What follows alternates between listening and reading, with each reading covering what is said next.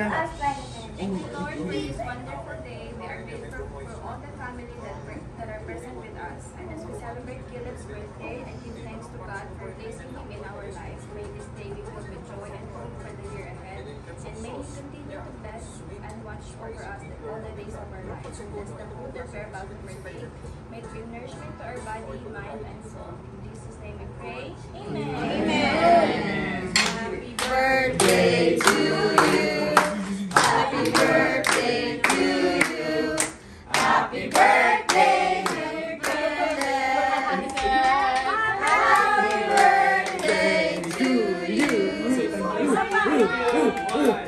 Happy birthday to you. Happy birthday to you. Happy birthday, dear Caleb. Happy birthday to you.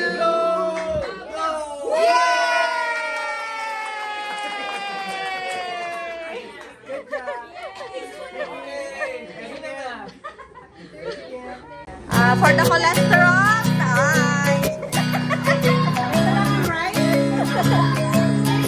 At least walang rice daw.